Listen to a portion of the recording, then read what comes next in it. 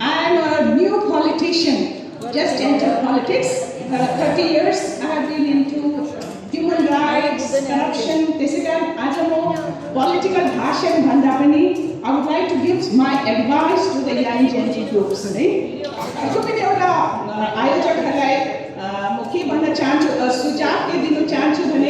In future, politician का यहाँ ल्याएर भाषण दिने दम गराइदिनुहोस्।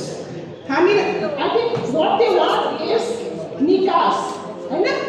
तर यहाँ के भयो, most of the people were giving political भाषण because there is lot of media here. So मैले चाहिँ देखिन कि उहाँहरु यहाँ media violence लिनु आउनु भएको जस्तो पनि लाग्यो। So म के भन्न चाहन्छु जेनजीहरुलाई, तपाईहरुको जुन आन्दोलन थियो, I am not going to say anything. Gen Z आन्दोलनको बारेमा केही भन्दिन, सबले रिपिट गर्नु। म एउटा एडभाइस के दिन चाहन्छु भने तपाईहरुको जुन आन्दोलन थियो, what happened, your friends got bullets on the head, अर्को तपाईहरुको the next day ले देशको इन्फ्रास्ट्रक्चर जलायो, फाइल्स जलायो, तर the main मुद्दा, the corruption, the spirit of corruption that was in the system, त्यो तपाईले हल्लाउनै सकेन। अहिले पनि हल्लाउन सकेन, त्यही कारण तपाईहरु आज भौतारी रहनु भएको छ। तपाईहरुको कुनै पनि कुरा कसैले सुन्नु भएको छैन। So I would like changes, तपाईहरु पोलिटिकल निकास खोज्नु भन्दा पनि त्यही सिस्टम, करप्सन सिस्टमको पोलिटिशियनहरुबाट पोलिटिकल निकास खोज्नु भन्दा I want you to meet the experts in the legal field. उहाँलाई तपाईले you have a discussion and a dialogue and then तपाईहरु एउटा move forward गर्न सक्नुहुन्छ। तर मैले देखिरहेको छु जेनजी भाइ बहिनीहरु, you are going to the prime minister's office, you are begging there, you don't realize you were the one who brought this big change in the country, तर आज तपाईको position, they are on top and you are still below. So I would just like to advise आयोजकहरुलाई पनि in future let's do a dialogue, not a political भाषण। यति मात्र भन्न चाहन्छु। Thank you so much. धन्यवाद आशा लामालाई। अब आउँनुहुन्छ मिलन राई, त्यसपछि नागिना यादव, पूर्व सांसद नागिना यादव। नेपाल कम्युनिस्ट पार्टी बहुमत को तर्फबाट म मिलन राईको हार्दिक नमस्कार, क्रान्तिकारी अभिवादन। म विषयको सुरुवात दुईवटा प्रश्नहरूबाट गर्न चाहन्छु।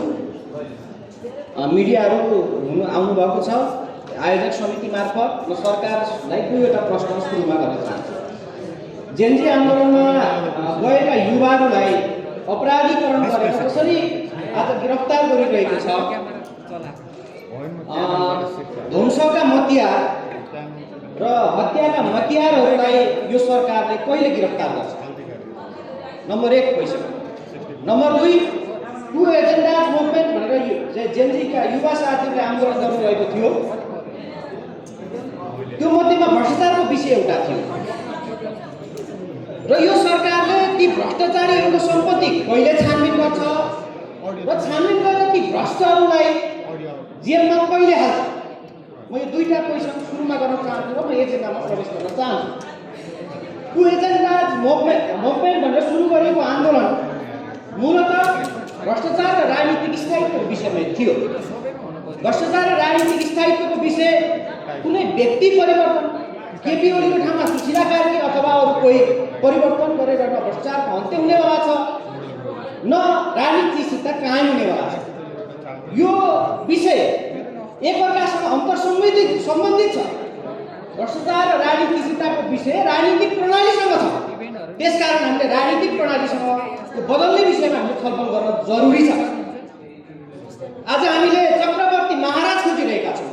यो देशमा कोही यस्तो कृष्ण छैन, कोही यस्तो रामायणको राम छैन जसले छुमन्तर गरेर यो देशका सबै समस्याको समाधान गरौँ।